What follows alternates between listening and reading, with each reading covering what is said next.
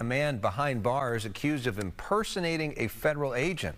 Police say they discovered fake IDs, guns, and stolen passports. Fox 11's Gina Silva live in Huntington Park with the latest on this one. Gina. Alex, the arrest happened on Tuesday when officers noticed a vehicle illegally parked in a handicapped spot. When they took a closer look, they realized something was very wrong.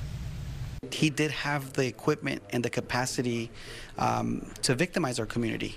24-year-old Fernando Diaz of Los Angeles drove this Dodge Durango vehicle with no plates and equipped with police lights. Inside the vehicle, officers found handheld police-style radios, a firearm magazine, a semi-automatic weapon, and forged documents bearing the insignia of Homeland Security Investigations and U.S. Customs and Border Protection. That's why the Huntington Park police believe Diaz may have been impersonating an ICE or Border Patrol agent. We have to believe that he either is involved in impersonating law enforcement officers or agents, or he is intent on impersonating law enforcement officers or agents. Diaz was also found in possession of phones and passports that do not belong to him. And perhaps most alarming, his alleged criminal history.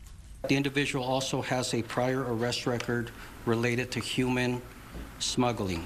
Human smuggling is a serious concern, especially among those who've sounded the alarm over masked federal agents making arrests without showing identification or warrants. We cannot allow bad actors, whether they are rogue individuals or unauthorized impersonators, to exploit this confusion, to intimidate and extort our community. Huntington Park Mayor Arturo Flores says the federal government needs to be more transparent. He believes agents conducting raids should at the very least provide a batch number to help ease the fears of those being detained. Federal government has a responsibility to conduct responsible enforcement, lawful enforcement. The Department of Homeland Security issued the following statement. When our heroic law enforcement officers conduct operations, they clearly identify themselves as law enforcement while wearing masks to protect themselves from being targeted by highly sophisticated gangs like Tren de Aragua and MS-13, criminal rings, murderers, and rapists.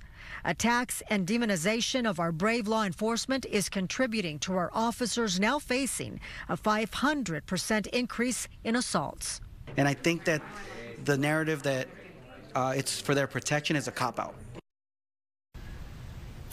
As for Diaz, he told officers that he worked for CBP, Customs Border Protection. He said he worked for them in the past, but he couldn't provide any proof of that.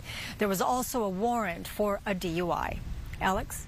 Wow, what a story. So do we know if he actually kidnapped anybody? Did they have any evidence of that?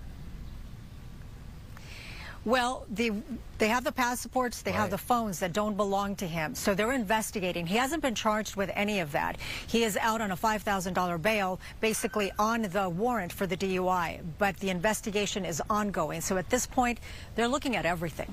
And did Homeland Security give you a sense of what their protocol is supposed to be? Do they have to show a badge?